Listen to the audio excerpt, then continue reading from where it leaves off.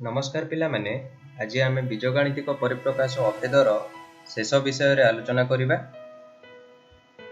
एही भागरे आमे पॉलिनोमियल रो जीरो कोन जानिबा, अभेद काहाकु कुहा जाय देखिबा, पॉलिनोमियल रो गसागु किपरि निर्णय करि परिबा एवं पॉलिनोमियल रो लसागु किपरि निर्णय करि परिबा ताहा विषय रे किछि आमे पढिबा।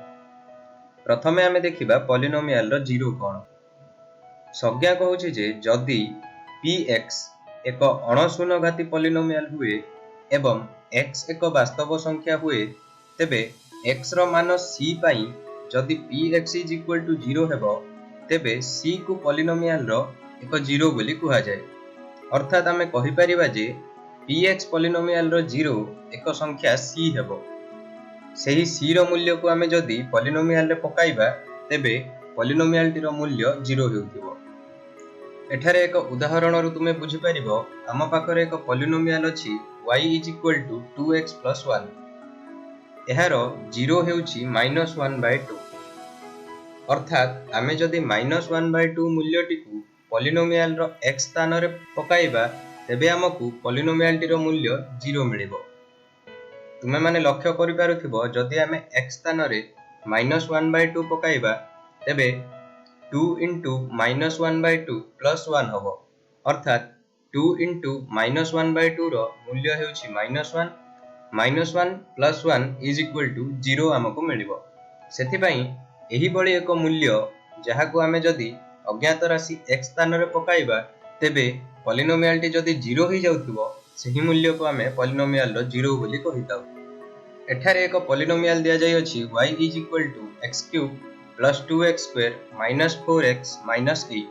एहार 0 आमे किपरि निर्णय करिबा।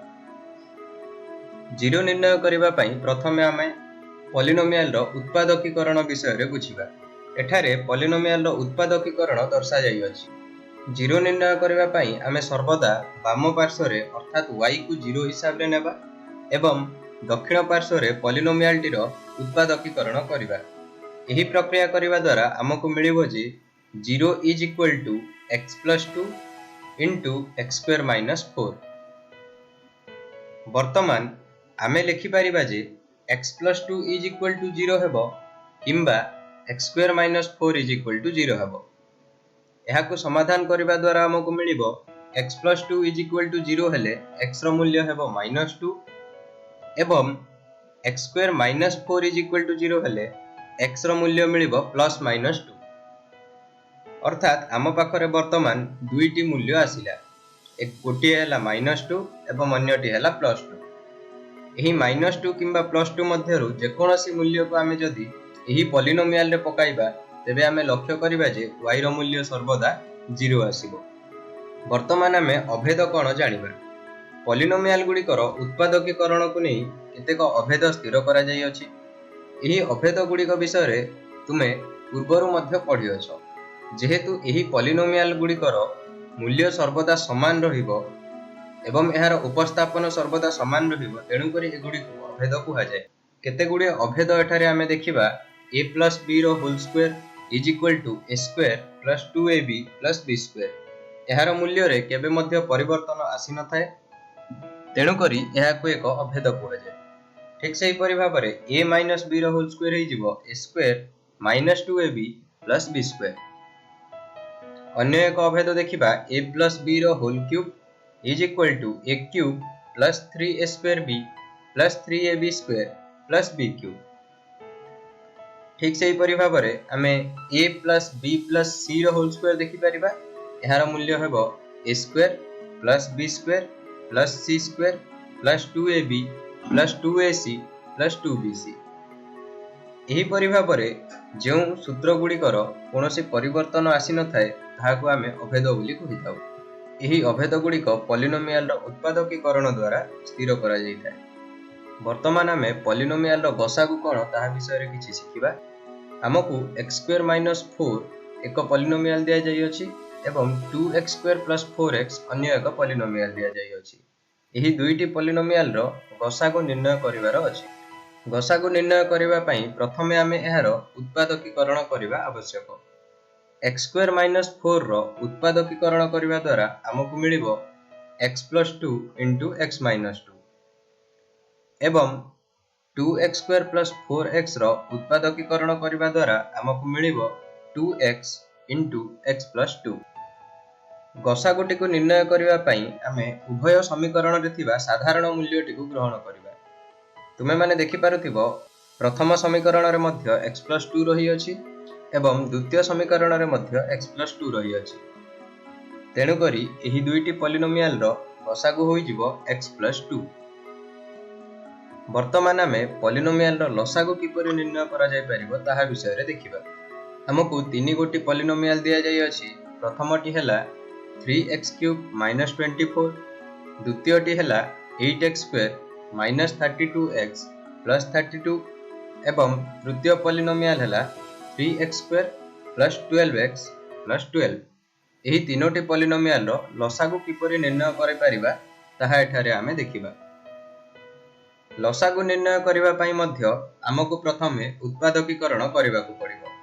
ପ୍ରଥମ ପଲିନୋମିଆଲ 3x³ - 24 କୁ ଉତ୍ପାଦକୀକରଣ କଲେ ଆମେ ପାଇବା 3 × x - 2 × x² + 2x + 4 ଏବଂ ଦ୍ୱିତୀୟ ପଲିନୋମିଆଲ 8x² - 32x + 32 କୁ ଉତ୍ପାଦକୀକରଣ କଲେ ଆମେ ପାଇବା 2⁵ × x - 2 ର ସ୍କ୍ୱାର ଏବଂ ତୃତୀୟ ପଲିନୋମିଆଲ 3x² + 12x + 12 କୁ ଉତ୍ପାଦକୀକରଣ କରିବା ଦ୍ୱାରା ଆମେ ପାଇବା 3 × x + 2 ର ହୋଲ୍ ସ୍କ୍ୱାର।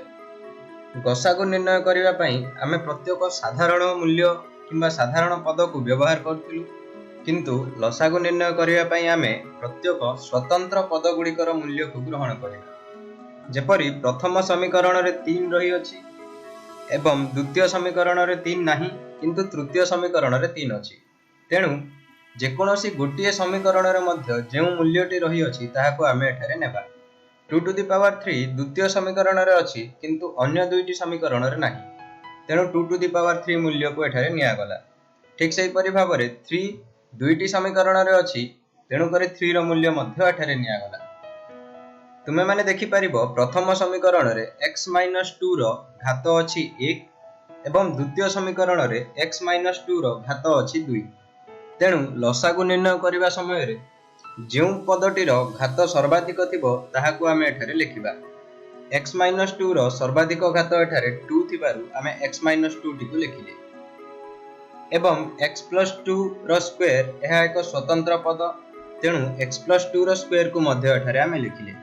ଠିକ୍ ସେହିପରି ଭାବରେ x² + 2x + 4 ଏହା ମଧ୍ୟ ପ୍ରଥମ ସମୀକରଣରେ ଅଛି, ଏଣୁ ଏହା ଏକ ସ୍ୱତନ୍ତ୍ର ପଦ, ତେଣୁ ଏଠାରେ x² + 2x + 4 କୁ ମଧ୍ୟ ଆମେ ଲେଖିଲେ। ବର୍ତ୍ତମାନ ଆମେ ଏହାକୁ ସମାଧାନ କରିବା ଦ୍ୱାରା ଦେଖିବା ଯେ ସମାଧାନ କଲେ ଜାଣିପାରିବା ଯେ ଏହାର ମୂଲ୍ୟ ହୋଇଯିବ 2⁵ × 3 = 24, 24 × x - 2 ର ସ୍କ୍ୱାର × x + 2 ର ସ୍କ୍ୱାର × x² + 2x + 4। ଏହି ବିଷୟରେ ଆମେ ପଲିନୋମିଆଲର ଜିରୋ କ'ଣ ଜାଣିଲେ, ଅଭେଦ କ'ଣ ଜାଣିଲେ, ପଲିନୋମିଆଲର ଗସାଗୁ ଏବଂ ପଲିନୋମିଆଲର ଲସାଗୁ ସମ୍ପର୍କରେ ସମ୍ୟକ୍ ଭାବରେ ଆଲୋଚନା କଲେ। ଆଜି ପାଇଁ ଏତିକି। ଧନ୍ୟବାଦ।